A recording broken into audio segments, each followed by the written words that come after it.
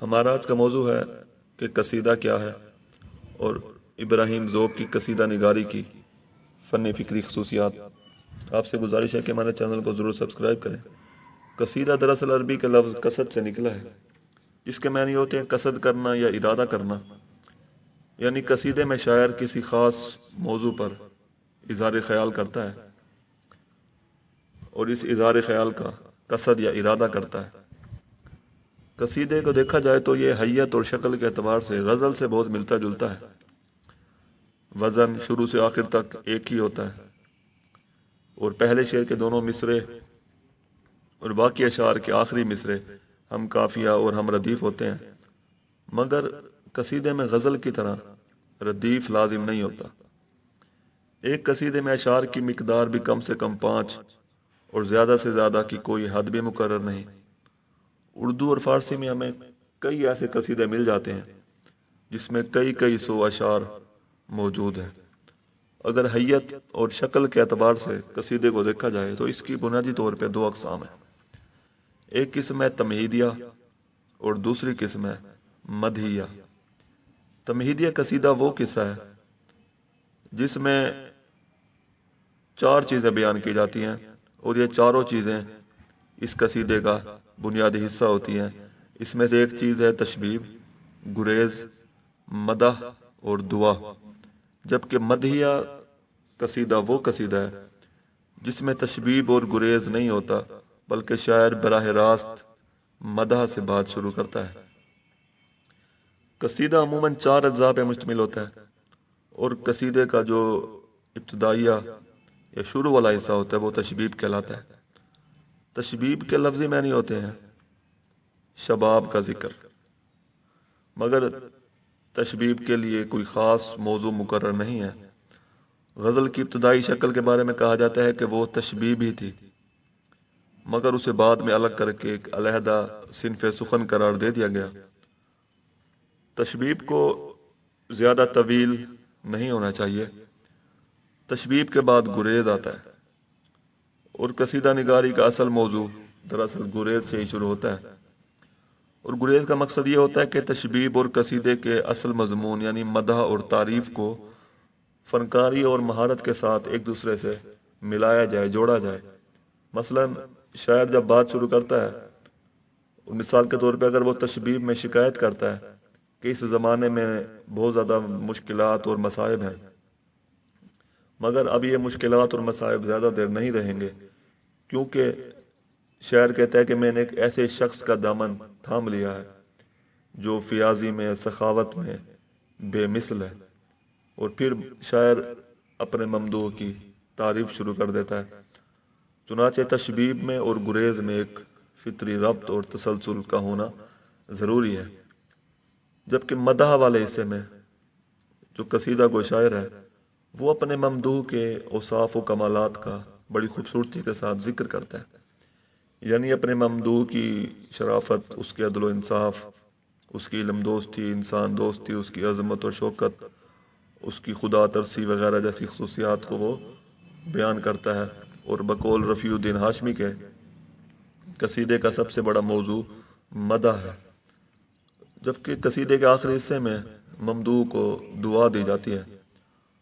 بعض اوقات شاعر قصیدے میں اپنی اچھی یا بری حالت کو بھی ظاہر کرتا ہے اور پھر دعا کے ذریعے وہ دراصل اس ممدوح سے اپنی قصیدہ نگاری کا صلہ اور انعام مانگتا ہے، جسے بعض اوقات عرض مدعا کے طور پر دعا سے پہلے بھی ذکر کر دیا جاتا ہے۔ قصیدے کی کامیابی کا سب سے زیادہ انحصار دراصل دعا پہ ہوتا ہے۔ قصیدے کے مقطع میں شاعر اپنا تخلص استعمال کرتا ہے، جیسے کہ غزل میں استعمال کرتا ہے۔ اردو قصیدہ نگاری کی اگر بات کی جائے تو اردو میں سب سے زیادہ جس شاعر کے قصیدے کو سراہا جاتا ہے وہ سودا ہے، اور سودا کے بعد اگر کسی شاعر کا درجہ ہے تو وہ ابراہیم ذوق ہے، یعنی وہ اردو کے بڑے بڑے قصیدہ نگاروں میں سے ایک ہیں۔ غزل کے بعد انہوں نے جس چیز پر توجہ دی وہ دراصل قصیدہ نگاری ہی ہے، کیونکہ ان کا تعلق دلی کے شاہی دربار سے تھا اور وہ بہادر شاہ ظفر کے استاد بھی تھے، اور اس زمانے کی تقریبات میں مبارکباد کے قصیدے پڑھا کرتے تھے، اور اسی قصیدے کی وجہ سے ان کو انعام و اکرام سے بھی نوازا جاتا تھا۔ بقول کلیم الدین احمد، ذوق نے بھی قصائد نہایت اہتمام و کاوش سے لکھے، ہر قصیدے کا رنگ جدا ہے۔ تو ذوق نے جو قصیدے لکھے ان کے ممدوحین کا دائرہ خاصا محدود ہے۔ ایک قصیدہ انہوں نے مرزا مغل کی شان میں لکھا، اور باقی زیادہ تر قصیدے انہوں نے اکبر شاہ ثانی اور بہادر شاہ ظفر کی شان میں لکھے، اور ان قصائد سے مطالعے کی وسعت اور ان کے تخیل کی بلندی کا ہمیں بخوبی اندازہ ہوتا ہے۔ مولانا محمد حسین آزاد اس بارے میں لکھتے ہیں کہ جب تک اکبر شاہ زندہ تھے تب ان کا یعنی ذوق کا یہ دستور تھا کہ قصیدہ کہہ کر جاتے اور اپنے آقا ولی عہد بہادر شاہ کو سناتے۔ اس کے علاوہ مولانا محمد حسین آزاد ایک اور جگہ پہ لکھتے ہیں کہ استاد ہر جشن کے موقع پر ایک قصیدہ کہتے تھے۔ تو اگر ہم ابراہیم ذوق کے قصیدوں کا جائزہ لیں تو ذوق کے ابتدائی زمانے کے جو قصیدے ہیں ان میں تکلف، مبالغہ آرائی اور آورد کافی کم نظر آتی ہے۔ ان کی زبان پر مہارت اور قابلیت کا اندازہ تو ہمیں ہوتا ہے، مگر بعد میں انہوں نے اپنی توجہ مشکل گوئی کی جانب مبذول کر دی، اور انہوں نے مشکل الفاظ، تکلفات اور مبالغہ آرائی کا استعمال کرنا شروع کر دیا۔ وہ تشبیب میں تلمیحات، حکیمانہ خیالات اور علمی اصطلاحات کا بڑی خوبصورتی سے استعمال کرتے ہیں، اور اسی وجہ سے انہوں نے بعد میں مبالغہ آرائی اور معنی افرینی پر توجہ زیادہ دی۔ اس زمانے میں ایک ایسا قصیدہ بھی انہوں نے کہا تھا جس کے 18 اشعار تھے، اور وہ 18 اشعار مختلف زبانوں کے تھے۔ اسی قصیدے کی وجہ سے انہیں خاقانی ہند کا خطاب بھی دیا گیا تھا۔ قصیدے کا مطلع اس لحاظ سے خاصا اہمیت کا حامل ہوتا ہے کہ قصیدے کی کامیابی کا انحصار مطلع سے ہوتا ہے، آغاز سے ہوتا ہے۔ ذوق نے بعض مطلع بڑے خوبصورت کہے، ان میں ہمیں دلکشی بھی نظر آتی ہے اور ایک نیا پن اور ندرت بھی نظر آتی ہے۔ مثال کے طور پہ ان کا ایک مطلع ہے کہ ساون میں دیا پھر مہ شوال دکھائی، برسات میں عید آئی قدح کش کی بن آئی، کرتا ہے ہلال ابروئے پرخم سے اشارہ، ساقی کو کہ بھر بادہ سے کشتی طلائی، سردی ہنا پہنچے ہے عاشق کے جگر تک، معشوق کا گر ہاتھ میں ہے دست ہنائی، کوندے ہے جو بجلی تو یہ سوجھے ہے نشے میں، ساقی نے ہے آتش سے مے تیز اڑائی۔ تو ذوق کے اس قصیدے کی تشبیہ بھی بہت حسین ہے جو انہوں نے بہادر شاہ ظفر کی تخت نشینی کے موقع پر کہی ہے، اور اس تشبیہ میں حسن و جمال کی خوبصورتی ہمیں رقصاں اور موجیں مارتی ہوئی نظر آتی ہے۔ اس کے علاوہ وہ اپنے قصیدے میں مبالغہ بھی استعمال کرتے ہیں، اور مبالغہ بھی معتدل اور متوازن ہے۔ تشبیہ میں علمی اصطلاحوں کا انہوں نے بڑی خوبصورتی سے استعمال کیا ہے، اور ذوق کی تشبیہ سے فرضی تصویر سی ابھرتی نظر آتی ہے۔ ان کے لفظوں کا اتار چڑھاؤ، زیر و بم ہمیں متوجہ اور متاثر کرتا ہے۔ دقت پسندی اور ان کی نزاکت کا ہمیں قائل تو ہونا پڑتا ہے، مگر دل پہ کوئی اثر قائم نہیں ہوتا۔ تشبیہ کے بعد قصیدے میں گریز کی منزل آتی ہے۔ گریز کی یہ خوبی قرار دی گئی ہے کہ تشبیہ کے بعد ممدوح کا ذکر نہایت فطری انداز سے کیا جاتا ہے۔ ذوق نے ولی عہد کے جشن غسل صحت کے موقع پہ بھی قصیدہ کہا، اور اس کی تشبیہ میں کہا کہ باغ عالم کی ہوا معتدل ہے، اور اسی وجہ سے ہر شے صحت مند نظر آتی ہے۔ اور پھر وہ گریز کی طرف رجوع کرتے ہیں اور کہتے ہیں، شاہا تیرے جلوے سے ہے یہ عید کو رونق، عالم نے تجھے دیکھ کے ہے عید منائی۔ تو یہ گریز مختصر اور فطری بھی ہے۔ تشبیہ اور گریز میں کوئی فاصلہ نہیں، اور اس کے بعد فطری انداز میں مدح شروع ہو جاتی ہے۔ گریز میں اصل موضوع کا ذکر ہوتا ہے۔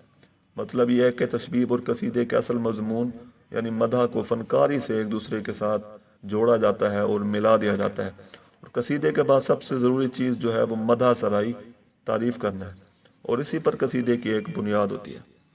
عربی قصیدوں کا ذکر کیا جائے تو وہ مدح حقیقت سے بھرپور ہوتے ہیں، مگر اردو اور فارسی میں مدح کا معیار جو مقرر کیا گیا ہے وہ سراسر مبالغہ آرائی اور خیال آفرینی ہے۔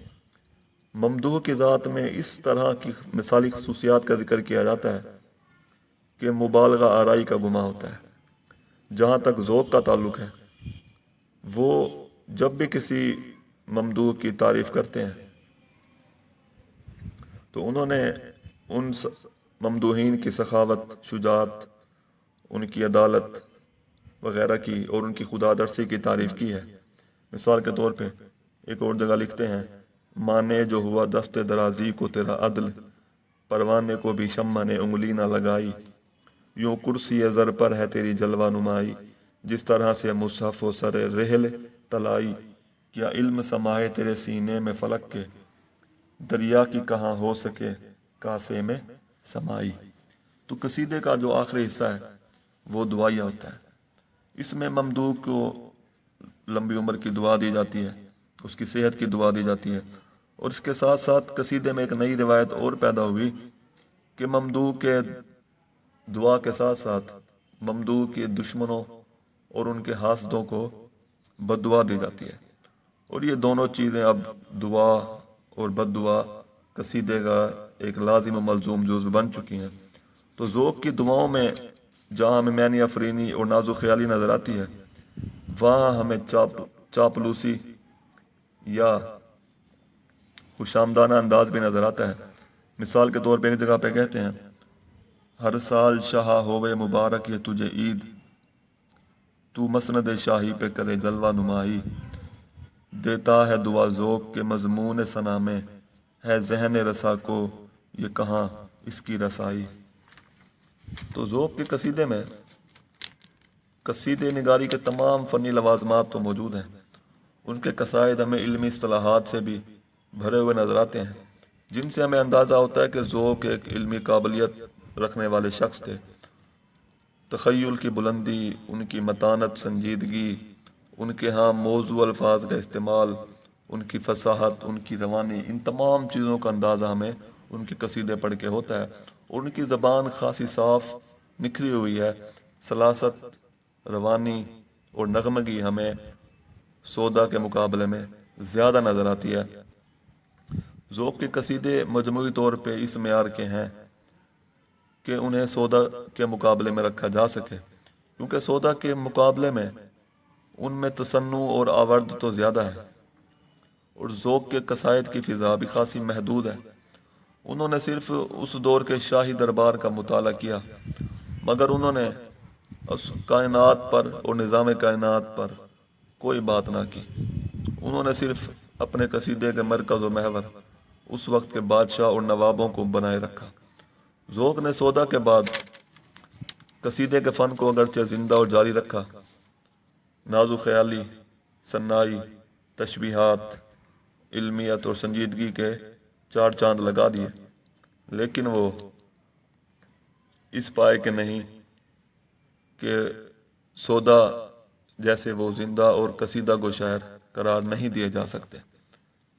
بقول فراق گورکھپوری کہ ذوق کے کلام میں اردو نے اپنے آپ کو پایا، سودا اگر آسمان قصیدہ کے نصف النہار ہے تو ذوق اسی آسمان کے مہ کامل ہے۔